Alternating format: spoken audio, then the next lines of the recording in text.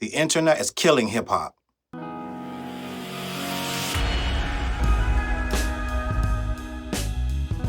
What up, where's your boy Charles Brown back again, talking facts. Hit that like button, hit the subscribe, hit the notification bell. Keep sending those Cashaps to CLBMG. I appreciate you, gang. Join the membership. Listen, ever since the 70s, this thing called hip hop has been growing and becoming a part of our lifestyle. It has reflected the way we live on the East Coast, down South, West Coast, and beyond. We have become enamored in this culture that is a reflection of who we are as a people. And I know many people, myself included, used to try to separate the two, saying, well, that's not hip hop, that's street beef, or this isn't hip hop, this is criminal behavior. And at the same time, hip hop is a way of life, and hip hop reflects what is happening on the streets. It just has been since day one. If you go back to the origins of hip hop and you watch one of the first movies about hip hop, which is called Wild Style, there is a guy who gets robbed in Wild Style. They roll up on him and tell him to run his stuff. And this is one of the very first hip hop movies. There was no distinction between this is hip hop and this is the streets. They are both intertwined. And I say all that to say this: hip hop itself is about to implode with the recent combination of the internet and the way that the law enforcement agencies collect their information. Now, the way we used to operate back in my day, I'm just going to be honest, and I understand this is a different way of thinking, because the two were always considered two different things. The hip hoppers in my day were purely rappers, right? Even though no one wants to acknowledge the obvious connection with the streets with the rappers back then, because rappers were wearing gold chains to imitate the drug dealers. Let's just be honest. If we're going to have this conversation, LL Cool J's fat gold chains and Rakim's fat gold chains, and a lot of people, there are a lot of rumblings about Rakim, what he really did out in these streets, and he'll never talk about it. But there are a lot of rappers who street life reflected the appearance of the riches that they had, right? So I'm just going to be honest. And a lot of the hip hoppers we knew from the 80s, with the fancy clothes, the custom made outfits, right? Remember those Gucci and those Louis Vuitton outfits that Dapper Dan used to make for the rappers? Well, he wasn't making them for the rappers at first. They were for the drug dealers. And the rappers started to emulate that. So rap has always had hip hop has had a complicated relationship with the streets and with drug dealing in and of itself. So I say all that to say this: some people are going to look at the situations that are unfolding, like Brick Baby over on the West Coast, Big U, the Rico, right? And Yella Beezy, Mo 3, Young Dolph. I'm throwing out these names because all of these are affected in one way or the other by the internet and by the irresponsibility, the irresponsible behavior that the rappers involved are showing. I'm going all the way back to the 70s and 80s to show the correlation. But what's different now between then was the desire to prove yourself online. We didn't have it in the 70s and the 80s, and much of the 90s. We didn't have the desire to prove who we are online. Now in 2025, we got Brick Baby telling another person, I got more bodies than you got squabbles online. This is what was said by Brick Baby. I like Brick Baby. I don't have no problem. I tell you, I met Brick Baby in real life. I'll tell the story all the time. The coolest dude I ever met, right? One of the coolest dudes. Him, Planet Asia was the other coolest dude I ever met. So I have no problem with Brick Baby, but to say I got more bodies than you got squabbles on a podcast is absolutely insane to me. We're getting to a place where the internet is destroying hip hop. You're gonna say, Charles, that sounds like a street thing. That sounds like a gangster talking to another gangster. Well, Brick Baby is a rapper. So by default, that makes him a part of this hip hop thing. And gang culture is very prevalent in hip hop, aka rap. We have a lot of gangsters rapping in hip hop, and it is what it is. Just like we got a lot of drill rappers rapping, and we like to disconnect ourselves from drill rap, us backpack card carrying staunch hip hop aficionados, right? We like to separate ourselves from drill rap, but at the end of the day, they are a part of this thing too. They are a darker element of hip hop, but they are part of it as well. Whether we like to say it or not, the drill rappers are part of this. The gangster rappers are the gangbangers that rap. They're in hip hop, gang, and hip hop is a result of the culture, mostly black culture, urban culture. It is a reflection. And there is not one rapper on the face of the earth that is not in some way. I don't care how nerdy they are, how actually smart they are going to at some point reflect something about street life in their verse, whether they like it or not. Even if they're from the suburbs, they're going to say something in regards to street hip hop, and that is the connection. So what I say all that to say this: the internet is the number one obstacle that has changed the lives forever. We've never had this many rappers arrested. We've never had this many rappers murdered.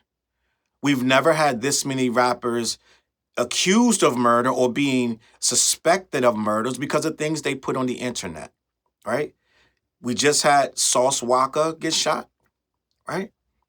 Julio Fulio got shot, and I know his cases, he did a lot to earn some of that would happen to him, most of it, right? We had PNB Rock, who is arguably, it was at first thought that he put his location, the girl he was with put his location. That's into the hip hop. We haven't disproven that, but for the most part, they believe they saw them going in there. But the simple fact of the matter is, Tekashi 6ix9ine, Shotty is in jail because of Tekashi 6ix9ine's antics on the internet. We wouldn't even have heard of Tekashi 6ix9ine. If this was a talent-based business like it used to be, we would have never heard of Tekashi 6ix9ine. The antics would not have worked without the internet, right? I don't know if I'm tripping. So what I'm saying is the internet is slowly becoming the number one place for a rapper to self-destruct. These rappers want to be seen, heard, and viral as bad as possible. We have full online gang feuds being interacted over Instagram and Twitter. They're pretty much counting down and taunting each other when they do something to the other side. The body counts can be easily calculated. They have whole gang units that just sit and watch social media accounts. And when something happens, the first person to gloat or to post something cryptic is usually involved with it. These guys have so much, they're putting so much online, you don't even have to do the footwork anymore. You don't have to do the leg work, right? You don't have to stomp the pavement like they used to say. You don't have to be a flat-foot copper or running around trying to chase leads. Now you can just sit on an Instagram account and wait. The desire to be acknowledged for your crime now is crazy. And even in the Big U Rico situation, where they snatched up a bunch of the Rolling 60s, they already said 30 to 40% of that information that they are using in that Rico came from online. That is the internet. Imagine a case built with 40% of online information that is open to scrutiny to the public. That means they are putting almost half of their business on the internet. Half of the criminal activities that they're doing, they're sitting down on a podcast talking about it. Pop Smoke was allegedly murdered because someone shared the location of his home. Allegedly. There are going to be a bunch of moving parts and people are going to say, nah, that's where they always be. People know that area. If you live in, I get it. All that sounds good. But at the end of the day, they wouldn't have known he was in LA. They wouldn't have known anything was going on if he wasn't on the internet telling them where they were and what they were doing. So many people have passed, right? If I'm not mistaken, even the Quando Rondo situation, where his cousin, I believe they were sharing their location. Am I bugging? And they found them and followed them, if I'm not mistaken. Somebody correct me in the comments if I'm wrong. We are in an information age where to be seen as tough is one thing, but people want to be seen as so tough, they can tell you exactly where they are. Drop the location, or you're not tough. How many videos have we seen of somebody on live getting ran down on because they're on live showing where they are? And no, it's not hip-hop, but at the same time, hip-hop reflects the lifestyle that these guys are living. Whether they're rapping soft and sweet or not so nice. All of that is reflected in the hip-hop under the banner, believe it or not. This is street life. Street life is hip-hop and vice versa. And a lot of these people will tell you, ask D1, he tells you all the time, this rap reflects life and it encourages bad behavior. D1 would be the first one to tell you. Now, I have my own opinions about the D1 situation, but we're not going to get into that. But he would tell you, he'll be the first one to say, this hip-hop is making these kids into monsters. So that means hip-hop is affecting real life. And if hip-hop is affecting real life, what is the driving force behind hip-hop affecting real life? It is the desire to be seen. And some of the curators, Adam 22, right? DJ Vlad, DJ Academics, Say Cheese, The Art of Dialogue. Although they are needed, we love the entertainment. Let's just be honest. I watch all of those programs, depending on who's on. Every single one. I've seen tons of shows. Well, I don't watch No Jumper as much. I'm just gonna be honest. I can't. It's too much. It's a little too much for me. Just a little backstory about me. I am from Washington, D.C., which is known as Chocolate City. It's like 80% Black people. And I came up in the 80s where literally D.C. was the murder capital of the world. I'm just going to be honest. Over everywhere, it's the smallest place. It's not even considered a real state. If you look it up, they've been fighting for statehood for years. They're never going to give it to them because they want to be able to control it on a federal level. But it's 80% Blacks being ruled by a small amount of politicians and white people. And in that city, it was a level of violence that eclipsed everything. The murder rate was astronomical, and that's where I grew up. So I don't really like to play with it, right? I lived it firsthand. I did my best to stay out of a lot of things, and I got into some things. But at the same time, I survived that city. So I don't like to go backwards and play games and talk about a lot of stuff that happened back then because I know what it leads to. But apparently, some of these curators actually encourage this stuff. I'm just going to be honest, and I understand that the internet is it's moving pieces. And people make a lot of money by presenting things a certain way. And a lot of people have a lot of desire to know these things. Let's just be honest. Let's go all the way back to DJ Academics with the war in Chirac, which was highly criticized, right? But a lot of you and me as well, we watched that. Like, wow, I used to wonder, like, how does he know these things? Like, this guy is insane for putting this out. Not knowing that he's 8,000 miles away. He's not even in that situation. I was like, how is this guy able to tell these stories and be so callous about it and bring up all these incidents and all these names and the Grim Reaper, right? He was calling, what was this guy? I forgot his name, but he was the Grim Reaper of Chicago and O Block. I never heard of O Block, never heard of Chicago until Academics started reporting on that, right? He started making these guys famous. Let's just be honest. Quite a few of these Chicago rappers, at least 15 of them, became famous off of the War in Chirac series. And used to wonder, like, if he's way down in wherever he was at, how is he getting all his information in Chicago? Well, let me tell you, he got a lot of DMs from people in Chicago. What'd you say, Charles? Yes, there was a lot of people in Chicago DMing Academics telling him what was going on. There's no way for him to know this stuff. That's the desire to be famous. I'm just going to be honest. So while we're like scratching our head and condemning him and saying, yo, this is crazy, and I know a lot of Chicago people were offended as well, there were people feeding this information to Academics for it to go viral, for them to build their brand. It's called clout chasing. And believe me, there is no way for Academics to know a lot of that stuff that he knew unless somebody from that area told him.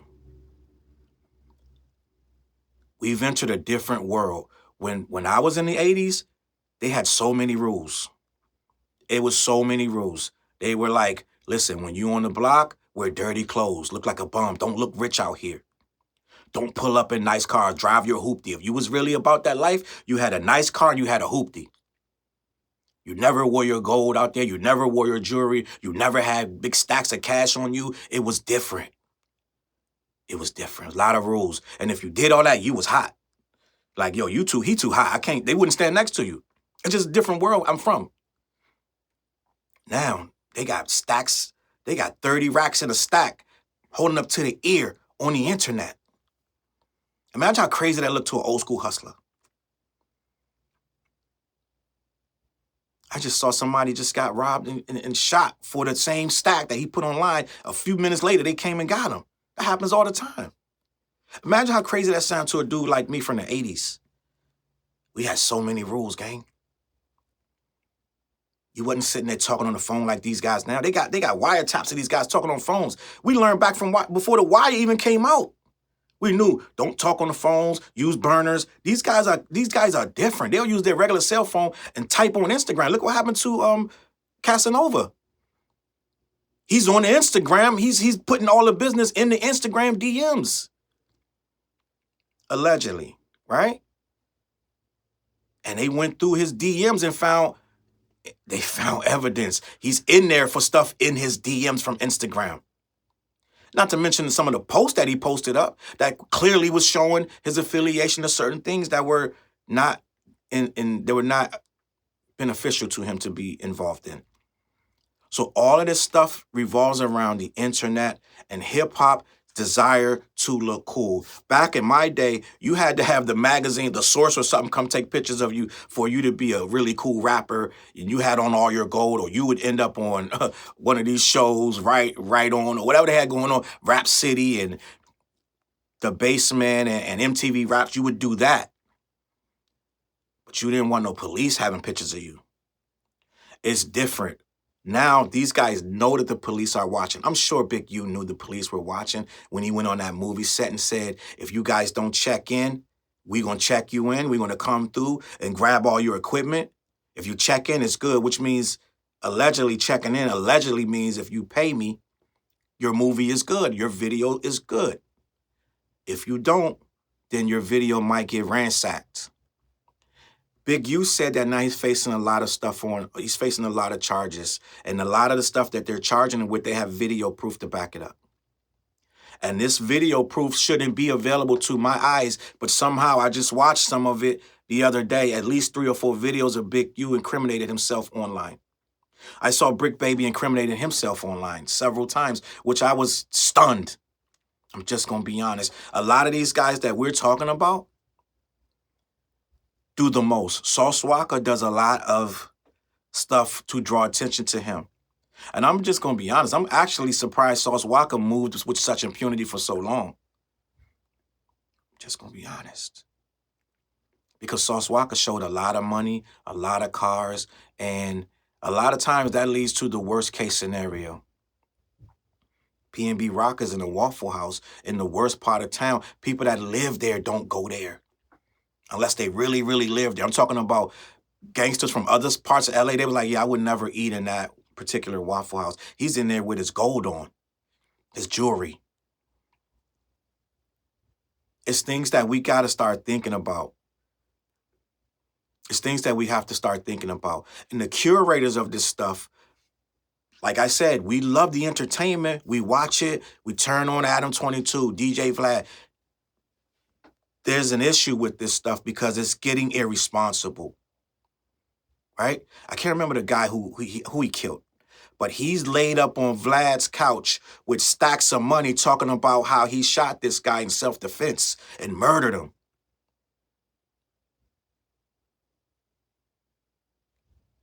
And the internet was appalled, but it didn't stop there because Adam 22 has had about 2 or 3 killers. I think they had Pop Smoke's killer on the show. He done went in, he's a minor and went in and got out. Now he's on No Jumper talking about it. And this is where we are. We're in a weird cycle of they're showing people's actual murders on Twitter, gang. The Sauce Walker shooting They showed the guy's murder on Twitter. Let me see. I can't remember this guy's name. I want to be respectful. His artist, Say So P. I literally was scrolling Twitter and they had his actual assault, the aftermath of him laying on the ground. They have it on Twitter. And this is not new. And what I'm saying is this. Most of that was after they had already went online live showing themselves shooting dice. Allegedly, this is not about a dice game, but they already showed that they were in town shooting dice. Julio Fulio was showing every party he was at, everything he was doing, he was live showing it. We have this new desire now to be out. I'm out here. I'm out in the streets. And this thing is destroying hip-hop as we know it, because this desire for this whole culture to be shown at all times is becoming a really, really awful situation. And I don't know what to tell you about the curators, because they're not going anywhere. These guys are making millions. Adam 22, Vlad TV, DJ Academics, who does his own interviews, he does his own podcast on the set, right, of Academics. And almost any rapper that has a hot record right now and is in the middle of beef, he's sitting on Academics' couch talking about the record and the beef. We can't even interview these rappers no more without talking about who they're beefing with. It's just a fact. You want to know? I don't want to know. Half the time they talk about people I never even heard of. So I don't even watch half this stuff. But it's people out there that love this stuff. And they'll tell you if that rapper gets smoked tonight, they'll tell you in 15 minutes everybody that they think that did it, because they're usually other rappers looking for the same clout. And usually by 15 minutes, just like when Say So P was murdered, there was a guy online talking about, yo, check on such and such. I don't know where he's at. Just look at the op, right? This is where we are in 2025, where we can see someone on live, send someone to get it, like FBG Duck. I think they broke records running down there when they found out where he was. They ran red lights and everything, like going down there. So it's like, because they knew exactly where he was. So what happens is now we get the assault, we get the murder, then we get 4 or 5 random posts antagonizing the other side. And this is the cycle we're in now. And this is under the banner. And I know some of you are going to disagree and say, that's not hip hop, da-da-da. And to a degree, you're right. That's street stuff. But guess what? The street stuff is happening to the rappers. And you can debate all day and night if they're hip hop or they're rap. But I'm here to tell you, if I'm rapping, I'm a part of the hip hop culture, like it or not, to a degree. No matter what I'm rapping about, I am in this hip hop culture. And now we are cloud chasing ourselves into the graves and into the cells. I've never seen this many people indicted ever. You got Lil Durk sitting in there. You got Yella Beezy sitting in there. It's insane. It's so many people sitting in prison now off of internet and internet beef and clout chasing. And I want to get one up and I need to spin the block. I need to slide. I need to double back. Right? At this point, we ask these rappers to be any and everything, and it's destroying this culture. You want them to retaliate for the slightest of things. Even if nobody died, you want them to retaliate.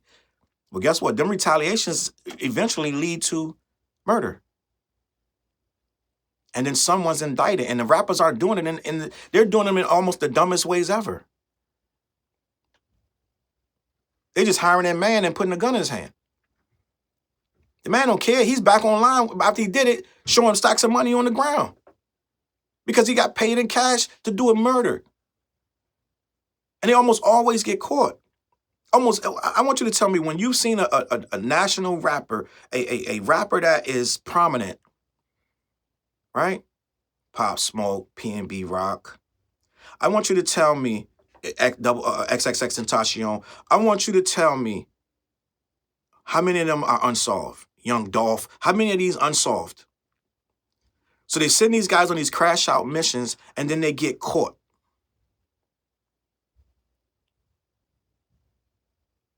and then they're sitting in prison. And I just heard that this is heartbreaking. I'm just gonna be honest that Mo3's killer was actually happy because he finally made it. He's finally famous. He went from 1,000 followers to 18,000 followers. He says he gets 100,000 likes on his stuff now. He's famous now. I'm just gonna be honest. He said he's happy about that. He finally made it. I'm just gonna be honest. This is not me making this up. I just saw this story. And the #1 purveyor who is using this internet in the absolute worst way, outside of Kanye West, is Charleston White. Charleston White is supposed to be a community activist doing all these things for at-risk youth. And Charleston White, over the last 4 years, has learned that the more disgusting that he is, the more likes and the more follows he gets, and the more he can charge for his interviews because they're going to go viral. And he can be just as disgusting as he wants. He could tell you, F you and your kid. And then law enforcement sits back and lets it happen. Every time he gets arrested, within 24 hours, someone's coming, he's getting out. Because Charleston White is the biggest lead they have, because he can point out half the rappers they have no clue about, work them up, and then sick them on them. Using the internet. He can bait somebody that's 8,000 miles away from him to threaten his life, and then he just pick up the phone. Yes, sir. Yes, sir. This is Charleston White. I just had my life threatened, and now they handcuffing somebody that's 8,000 miles away. He does it all day. And even the rappers that they'll go 2-3 months without responding because they don't want to. They know exactly, they know what it is. They know it's a trap. And then sooner or later, he says the right thing, and they online, huffing and puffing, frothing at the mouth. And next thing you know, them feds is coming. And Charleston White just finds the next one to do it too. Using the internet. Destroying this culture as we see it. Charleston White is one of the worst. But he says some stuff that's funny, so people think it's cool. But as we know it, hip-hop, we're even facing a point where they're starting to use rappers. We're not starting, but they're using rappers' lyrics against them more than ever. And the sad thing about it, most of these rappers are beefing because of things that were said on the internet. We've hit a moment in time where the internet encompasses everything we do. We sit down and write a whole rap about another person because of something he said on the internet that embarrassed us. Whether that would lead, and you could tell me more than I could tell you, at least 30 stories of someone who dissed somebody on a record and was gone within 24 hours, or that same week they're out of there. You got guys filming themselves, desecrating grave sites, peeing on graves and putting it online. This is how ridiculous we've become in hip-hop. And I'm going to leave it at that. I don't know what to tell you where this situation is going, but if we don't start realizing that this internet is destroying and breaking down the structure of hip-hop as we know it, it's not even about the music no more. If you look at your timeline, most of this stuff is clout chasing. You're not even getting conversations about music. I'm just going to be honest. People can't even agree on albums no more because they're so worked up on what's going on with the internet. Even with this new album that this guy just dropped, Playboy Carti. Most of it is a bunch of he said, she said, this guy didn't make the album, that guy's mad, this guy should have been on the album, right? It's a whole bunch of nonsense about Kanye and Kendrick and Drake feature didn't make it. We're getting to the point where it ain't even about the music. I've seen a few people post about the music. But for the most part, it's about the controversy. And that's what's pushing the drive for the music to continue. But without the controversy, you don't have no music. It's sad.